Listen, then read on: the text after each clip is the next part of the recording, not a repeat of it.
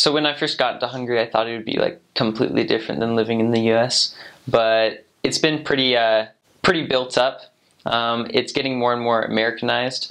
So, like shopping, I had no idea what to expect about shopping, but they have grocery stores just like we do here.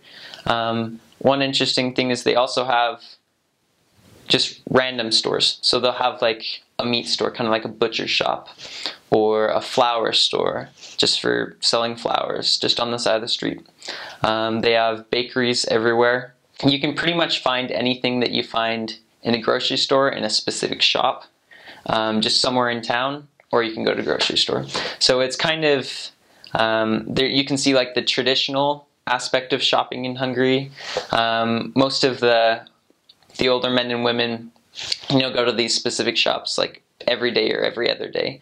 So they go to their fruit and vegetable stand, and then they go over to the meat shop, and then they go over to the bakery, and that's kind of how they do their shopping.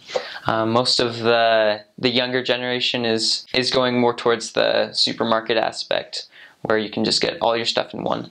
In some of my areas, the grocery store is more convenient. In some of my areas, just going across the street to the meat shop or the fruit and vegetable stand was a lot more convenient, and most of the time that was the better stuff anyway. So housing, I lived in quite a bit of different apartments. Some apartments were just, in alleys.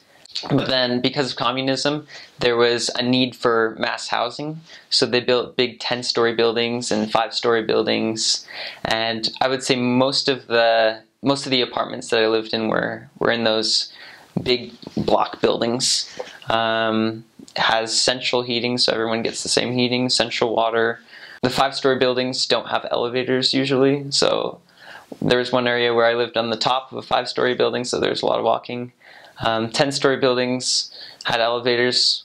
Some of them were kind of sketchy, but they worked pretty well. Transportation.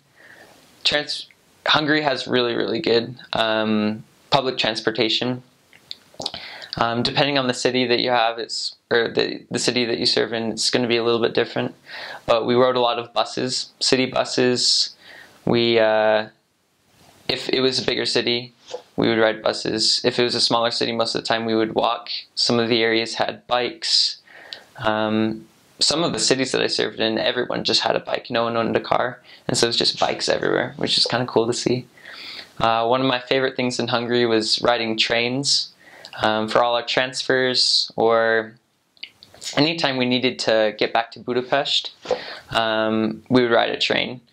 The way it works is Budapest is kind of the hub of everything, and then you have train lines that just go out to the rest of the country. And so wherever you are, if you need to go to Budapest, you just ride a train. And trains were something that I was unfamiliar with before my mission.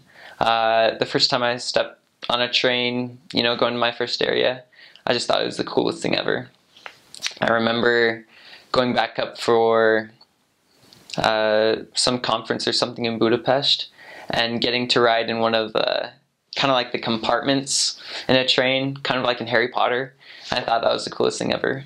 Also on a train you don't get lots of bumps at all. It's a really smooth ride most of the time. And just looking out at the Hungarian countryside, most of the time I would just stare out the window. And it was beautiful, whatever season you're in, Hungary is beautiful. One of the coolest things is if you're going through the west or the middle part of the country, especially in the summer, one of their big industries is sunflower oil. And so there will just be fields and fields of sunflowers as far as you can see. And I don't know of anywhere in the United States where you can really experience that.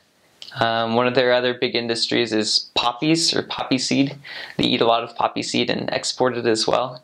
And so you'll see fields of red poppies, or sometimes you'll see on the train tracks just poppies just growing up on the train tracks, even though there's not poppy fields for miles. They just get blown in the wind. And that was really picturesque and pretty artistic just to see that.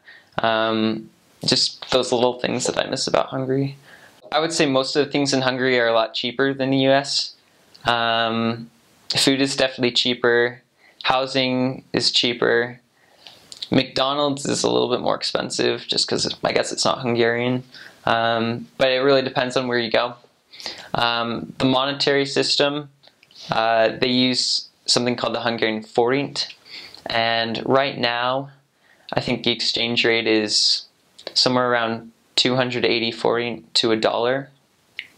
It took a little while to get used to that.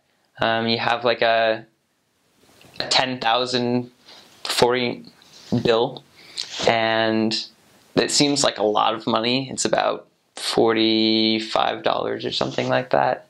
And so it was interesting coming back to the US and getting used to the dollar again as well. So I'd have to like convert dollars to forint to know what I was getting. They use a lot of coins, coins and bills, but you probably shouldn't pay with all coins. Sometimes they get mad. Hungary's kind of split up between the western half and the eastern half. Western half is it's a little bit more hilly, a little bit more green, and the eastern half is a little bit more grassy and stuff like that. As far as weather is concerned, it's not too much different than here. Highs and lows wise, it doesn't snow a whole lot. It is more humid than Utah, so when it's hot, it feels a lot more hot. When it's cold, it feels a lot colder. Other than that, there wasn't too many extremes. Nothing that I wasn't prepared for before I went out. I love the people. Again, they're a little bit more closed off at first, but once you develop a relationship or begin that relationship, they become your best friends for life. They're super, super generous in everything. They just want you to be as comfortable as you are. I don't know, I talk with them all the time still, and they're my favorite people.